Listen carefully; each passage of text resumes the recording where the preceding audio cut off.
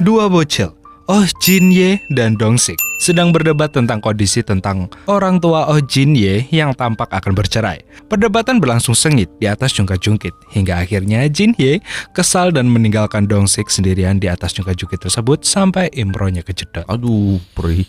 Hari berganti malam, sambil menyedot yogurtnya, Jin-ye menunggu kepulangan orang tuanya.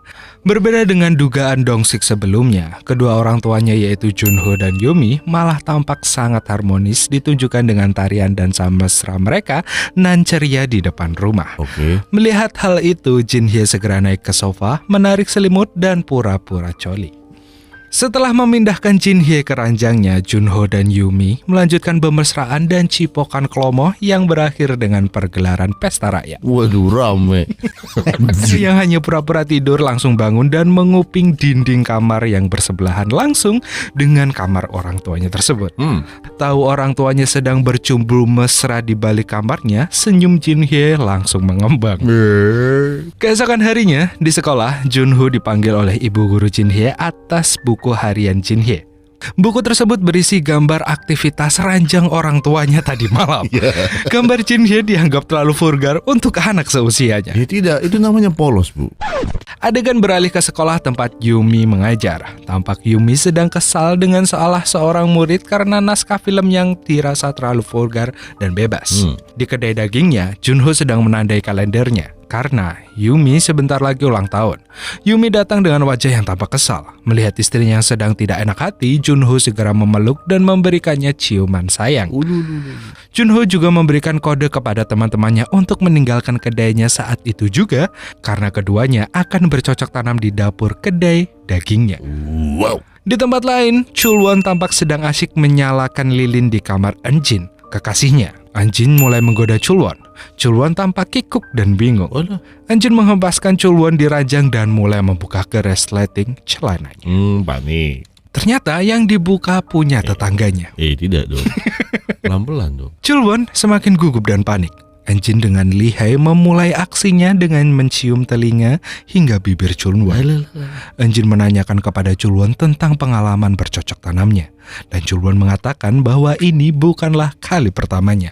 Dan dia pun sudah keburu ngecrot duluan sebelum melakukan tanam paksa. Oh, kaget bersin. Sementara itu di rumah Yumi, Junho dan Jin-hye sedang bersantai sembari makan pizza di ruang tengah. Di tengah keasyikan mengobrol, Jin-hye menyadari tidak ada cola di antara mereka. Dengan senang hati, Junho mau keluar dan membeli cola untuk mereka bertiga. Di tengah perjalanan pulang sembari menari-nari dan live music, Junho tiba-tiba melihat seorang mbak-mbak cantik yang ternyata bernama Mihe. Cinta pertamanya dulu yang kini menjadi tetangganya. Tiba-tiba Junho sudah ada di dalam rumah Mihe bersama Yumi dan Jin-hye. Mereka lalu minum anggur dan makan bersama, dan keadaan menjadi merasa canggung karena Yumi tahu siapa Mihe sebenarnya. Di tempat kerja, Kyung-jo sedang asik memetik gitarnya dengan syahdu dan syedih. Dan seorang pria mengikuti petikan gitar Kyung-jo dengan jari-jarinya yang membuat mini pertunjukan pantomim di atas meja kafe tempat Kyung-jo bekerja. Seorang gadis cantik memanggil pria tersebut Pak Yang. Pak Yang. Gadis itu tampak genit di hadapan Pak Yang. Melihat hal tersebut membuat Kyung-jo dan pergi ke kamar mandi. Gadis tadi mengikuti Kyung-jo ke kamar mandi dan menanyakan apakah Kyung-jo sudah menstruasi. Kyung-jo menjawab dengan gelengan kepala sembari mengendus keputusasaan. Gadis itu hanya basa-basi menenangkan Kyung-jo. Kembali ke rumah Min-hye, Jin-hye, dan Yomi dan Junho yang masih mampir. Min-hye dan Junho tampak begitu akrab. Bahkan terang-terangan, Min-hye mengatakan bahwa Junho mempunyai tempat istimewa di hatinya. Tentu saja hal itu membuat Yomin marah dan cemburu. Apalagi Junho malah pegang-pegang tangannya Min-hye yang sangat kurus tersebut. Itu namanya kasihan, bukan sayang, belum makan. Jin-hye sudah merasakan aura-aura tidak enak terhadap orang tuanya. Dan kemudian dia bersembunyi di balik selimutnya. Dan benar saja, pertengkaran terjadi antara Junho dan Yomi. Penyebabnya tentu saja kecemburuan Yomi terhadap Mihe, cinta pertamanya Junho. Lagian ngapain dibawa pulang? Junho terus merayu istrinya tersebut, menghujaninya dengan ciuman mesra di seluruh wajah Yomi. Dan di tengah kemesraan di antara keduanya, Junho mengatakan rencana merayakan ulang tahun Yomi. Namun Yomi bilang kalau rencana itu harus menjadi surprise. Jadi dirinya tidak perlu mengetahuinya sekarang. Hujan sedang turun deras. Mihae sedang asyik melukis Junho. Minhae bermaksud memancing kebahagiaan pada diri Junho. Dia lalu mendesah dan mengerang di telinga Junho, lalu dengan berani Minhae mencium pipi Junho yang membuat Junho terkejut. Barulah Minhae mendapatkan ekspresi yang ia perlukan untuk melukis Junho. Oh, berarti caranya Di bawah payung kuning yang dibawanya, Jinhye tampak masih kesal dengan Dongshik. Di tengah perjalanan, ia melihat ayahnya sedang asyik berduaan dengan Minhae. Melihat hal tersebut membuat Jinhye sedih dan berpikir ayahnya sudah macam-macam dengan Minhae. papa bejat. Pagi harinya, Jinhye tampak kesal dengan ayahnya. Jinhye menanyakan apa yang dilakukan ayahnya di rumah Minhae.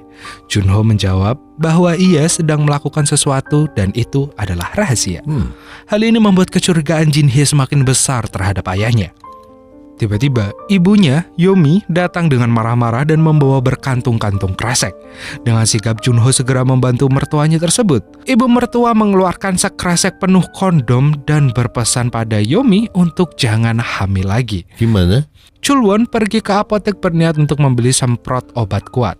Namun ternyata apotekernya seorang gadis cantik dan Chulwon pun malu. Pas banget si Kyung Jo datang mau beli obat pencernaan untuk Jinhye. Melihat sang kakak yang belibet amat ngomongnya karena malu sama sang apotek, Kyung Jo bilang kalau maksudnya si Chulwon adalah semprotan obat kuat. Semprotin biar kuat. Malam harinya Jinhye terbangun dan mendapati ayahnya tidak ada di sampingnya. Ternyata Junho sedang asyik melukis di studionya Minhae. Minhae penasaran dengan lukisan Junho, tetapi Junho masih enggan memperlihatkan pada Minhae. Dan di rumah seberang, Jinhye melihat ayahnya sedang asyik ketawa ketiwi sama Minhae. Jinhye pun sedih banget karenanya dan mengira mereka bercocok tanam. Dan esoknya, Jinhye yang masih kesal dengan ayahnya meminta kejelasan tentang lukisan yang ada di kaos ayahnya. Yomi mengambil kaos itu. Junho pun panik menjelaskan bahwa yang melukis itu adalah Minhae.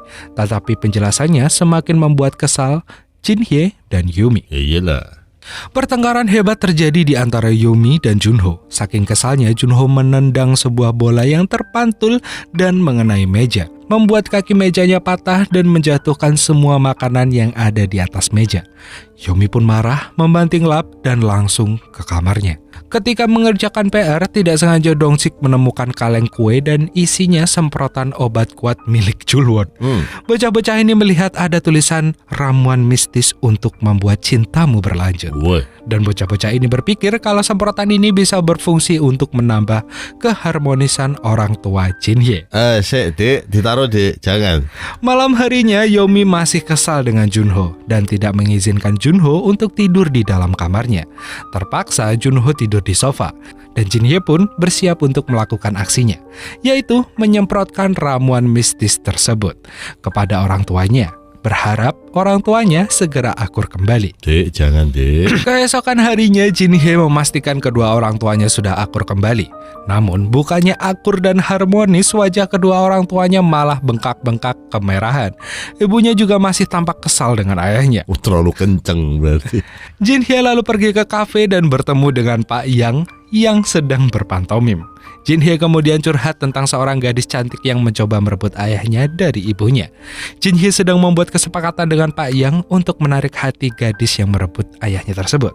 Di studio Minhae, Junho sedang melihat sebuah lukisan yang masih belum selesai. Junho berniat untuk menyimpan lukisan itu di studio Minhae untuk sementara.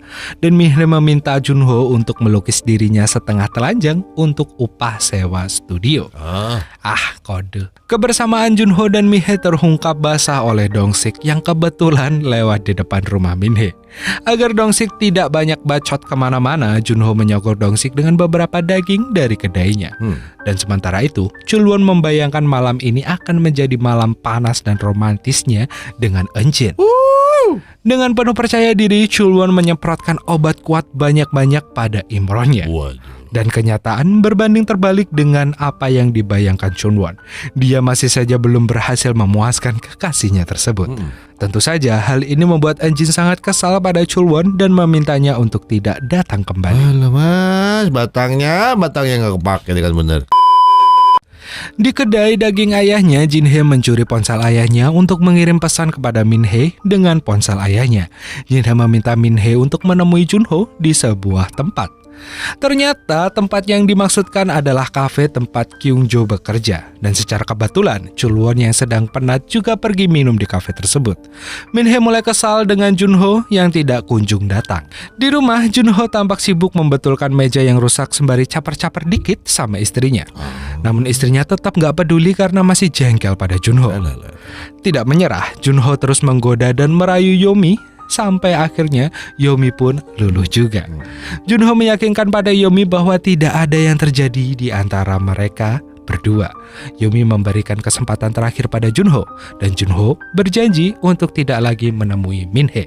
Sementara itu di kafe, Chulwon sudah sangat mabuk.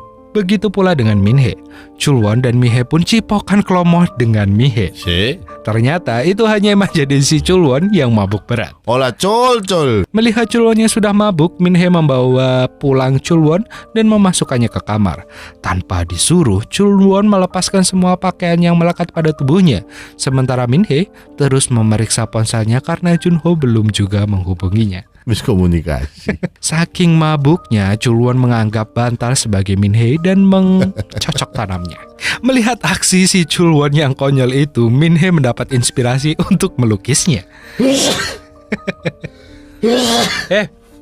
Di tempat lain, Jin-hye segera menghapus pesan yang dikirimkannya kepada Min-hye dan mengembalikan ponsel di jakit ayahnya.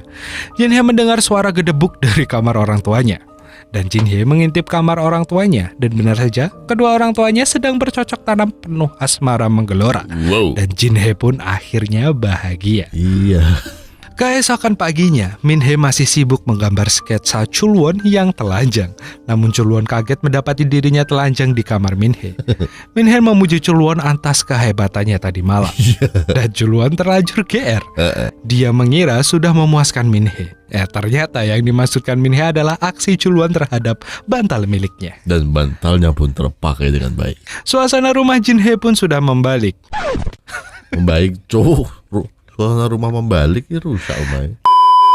Suasana rumah Jin-hye pun sudah membaik. Chulwon yang semakin dekat dengan Min-hye, sedangkan Kyung-jo tampak kesal dengan Pak Kang yang malah TP-TP ke cewek lain. Suatu hari Chulwon dan Junho pergi untuk ngobrol di kedainya. Mereka ngobrol soal Chulwon yang bimbang dengan gadis pilihannya yang ia duga tidak mau berhubungan serius dengannya. Junho memberikan petuah-petuahnya dengan mengatakan bahwa wanita itu makhluk yang sangat rumit. Benar. Junho juga penasaran dengan Yomi yang akhir-akhir ini menjadi sangat sensitif. Di hari berikutnya Yomi pulang kerja dan mampir ke kedai daging suaminya, tapi ternyata tutup. Yomi jadi curiga. Dan di tempat kerja, Pak Kang mempersilahkan Kyung-jo untuk merayakan ulang tahun ibunya, Kyung-jo, di kafenya. Tetapi segera ditolak oleh Kyung-jo. Ketika Junho pulang, Yumi menanyakan kepergian Junho hari ini. Jinho menjelaskan bahwa dirinya mampir ke suatu tempat untuk menyiapkan hadiah ulang tahun untuk Yomi. Yomi langsung tahu kalau Junho pergi ke studionya Min-hye. Sontak membuat Yomi sangat marah kepada Junho dan meminta Junho untuk pergi. Yomi masih sangat kesal dan membawa Jin-hye pergi ke rumah neneknya. Jin-hye menghibur Yomi bahwa hari ini adalah hari ulang tahun Yomi sehingga tidak perlu memperpanjang masalah dan cukup bergembira. Di tempat lain, Chulwon sedang menunggu kedatangan Min-hye. Sebuah kotak berwarna toska diberikan Chulwon kepada Min-hye.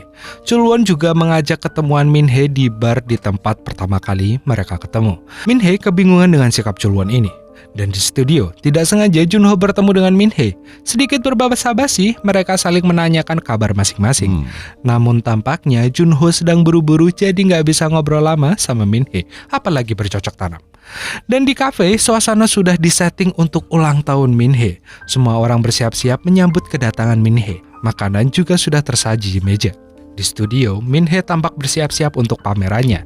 Ia tampak puas dengan hasil karyanya. Min-hee juga melihat kotak Tosca yang diberikan Chul-won tadi pagi. Min-hee cukup terkejut melihat isinya yang ternyata sepasang sepatu bayi dan mainan. Min-hee tahu kalau Chul-won salah paham dan segera ia mendatangi Chul-won di kedai.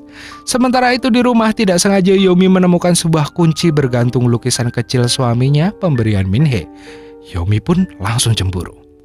Di kafe, orang-orang sedang bersiap-siap menyambut pesta ulang tahun. Junho meminta Chul-won untuk menelpon ibunya dan tiba-tiba Min-hee pun datang. Chul-won yang baru tahu kalau Min-hee dan Junho ternyata saling mengenal. Beralih ke Yomi dengan kunci yang ia temuk di kantung suaminya. Ia pergi ke studio Min-hee dan benar kunci itu ternyata kunci studio Min-hee. Di sana, Yomi menemukan lukisan telanjang Min-hee dan juga kotak Tosca dari Chul-won. Dan semakin panaslah hati Yomi jadinya. Yomi datang ke kafe dengan tampang marah dan membanting kotak Tosca yang berisi perlengkapan bayi. Junho mencoba untuk menjelaskan, tapi Yomi sudah kelewat emosi. Min-hee berusaha untuk menjelaskan kesalahpahamannya terjadi. Malah tak sengaja Junho menyentuh bapaunya Min-hee dan semakin memperrunya masalah. Walah Chun. Setelah kekacauan yang terjadi, konflik di antara mereka belum juga selesai. Muak dengan orang dewasa yang terus saja ribut, Jin-hye segera berteriak menghentikannya. Jin-hye kemudian mengambil semprotan andalannya di dalam tas dan mulai mencemprotkan pada orang-orang dewasa tersebut. Sontak semua menjadi tenang dan takjub. Matamu. Saat semua orang sudah tenang, Junho mengambil dan memberikan lukisan hadiah ulang tahun kepada Yomi. Yomi menerima dengan terheran-heran sekaligus malu karena sudah salah paham terhadap Junho dan Min-hee. Semua orang bergembira dan menari bersama. Dan di hari berikutnya, Yomi berniat akan memberitahukan kehamilannya pada Junho. Akan tetapi bersamaan dengan itu, Kyung-jo mengabarkan kalau dirinya mendapat menstruasi yang pertama kalinya. Waktu pun berjalan cepat dan tidak terasa anak terakhir Junho dan Yomi yaitu Pajo sudah ulang tahun yang pertama. Kyung-jo juga baru mengabarkan kalau dirinya hamil anak kembar berusia 6 minggu. Dan film ini pun berakhir dengan kebahagiaan untuk semua orang. Sungguh ending yang membahagiakan. Pinter ya. Cuma dari awal sampai akhir saya tidak tahu Sunkissnya di mana buahnya. Ada. Jadi gini, kalau ngomongin soal keluarga, memang ya Sunkiss family ya, ibarat Sunkiss kan ada manis, ada kecut, ada pahit, ada sabun. Sunlight. Mohon guyonan yang sama 2 kali kan ketawanya harusnya beda. Oh iya ya. Udah. Maaf. Ya di dalam keluarga memang ada hal-hal kayak gitu. Beruntungnya Jin-hee ini sayang banget sama kedua orang tuanya. Gak mau kedua orang tuanya itu berantem. Betul. Bahkan dia sampai menggunakan semprotan ajaib. Betul. Yaitu sebuah semprotan untuk mengacangkan semua orang. Dan semua orang menjadi tenang dan takjub. Siapa yang tidak tenang dan takjub ketika melihat orang ngaceng banyak kan? Cuma ini hal yang jarang. Ini hal yang jarang banget untuk kayaknya kita pribadi maunya untuk mengatakan sayang kepada keluarga. Betul, sungkeman sekali. Aja kayaknya malu-malu. Sungkeman aja kalau nggak didapat angpau kalian gak sungkeman biasanya aja gitu. Tapi kalau untuk keluarga ya nggak usah menyembunyikan rasa sayang sih. Nanti kalian kerasanya pas sudah merantau. Iya. Jadi agak jauh sedikit kayaknya Biasanya memang kita gak akan tahu seberapa berharga sesuatu hal sebelum kita kehilangan dia. Waduh, mulutnya cakep bener. Kayaknya kita sudahi saja film kali ini dengan omongan bijak dari Emon. Terima kasih. Saya Dayat undur diri. Dan Emon tremor canggamnya setelah ngomong bijak tidak bisa ngomong normal. Jadi sampai jumpa di video kita berikutnya. Sudah saya, ya udah. Emon undur. Dadah. Emon.